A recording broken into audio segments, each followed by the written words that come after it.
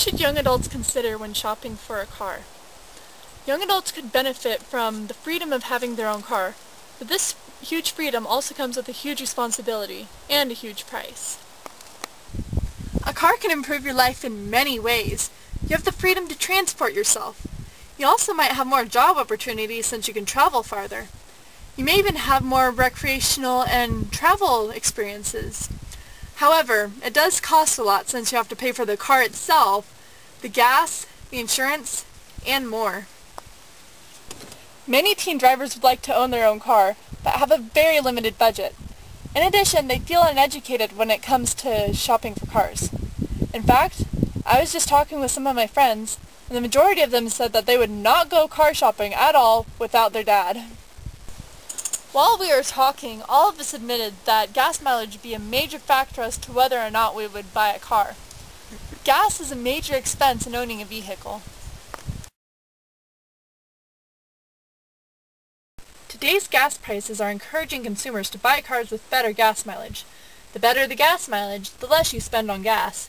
Some people even consider purchasing hybrid cars, or cars that run on both gas and battery-powered electricity. Hybrids are the most fuel-efficient cars on today's market, and they pollute less than most cars. The Toyota Prius is a hybrid that gets 51 miles per gallon on the highway and 60 miles per gallon in the city. Another hybrid, the Honda Civic, also gets 51 miles per gallon on the highway, but only 45 miles per gallon in the city. While these cars can save a lot of gas money, they also tend to be more expensive. Therefore, one must ask if they're actually saving on money. If you only have a hybrid for a couple of years, you're probably going to spend more than you save. You also should consider your needs for having a car. If you drive a carpool of 6, then a 5-seat hybrid won't do you any good. The best way to save money on gas is to drive less and use alternative modes of transportation.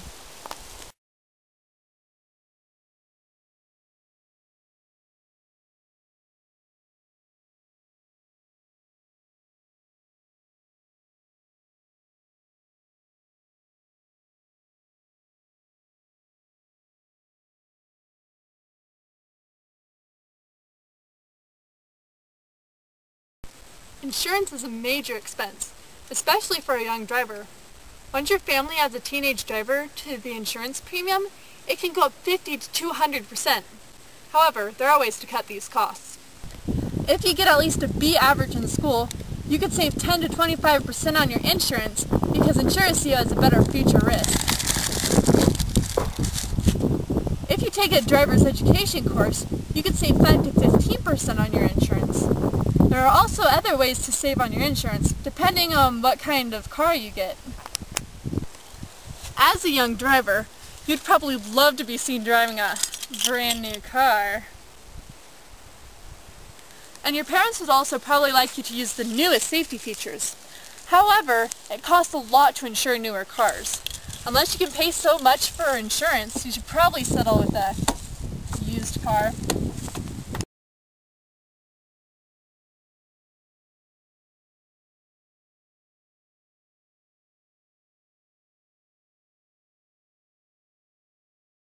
There are a variety of cars out there. They come in different brands, bodies, sizes, styles, and colors.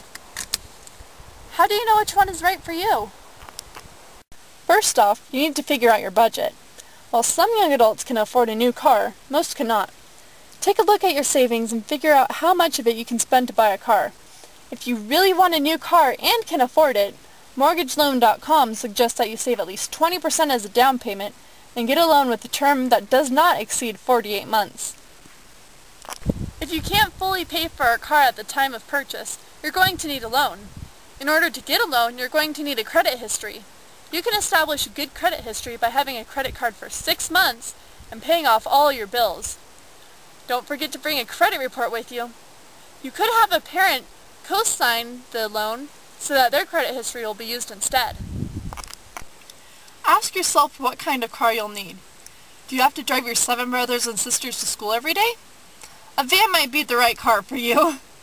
Do you have to plow through the snow every winter? 4-wheel drive might be a good option.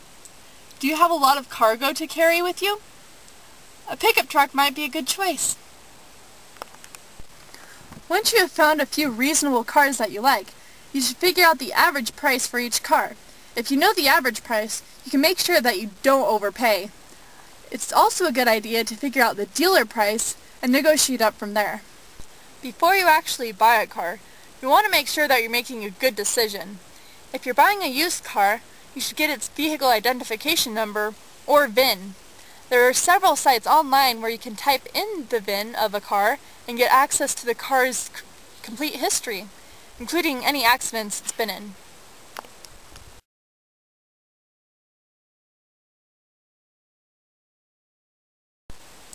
You can find magazine and online articles that will tell you how safe, reliable, and gas-conserving your type of vehicle is.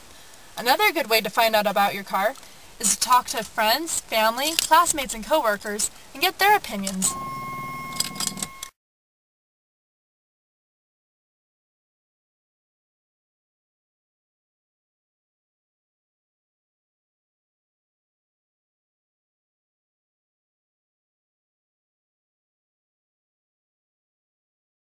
So now you know the basics of buying a car and some of the expenses that are involved. Please remember that there are other costs and considerations that are not mentioned in this video. Good luck finding a car and remember to drive safely.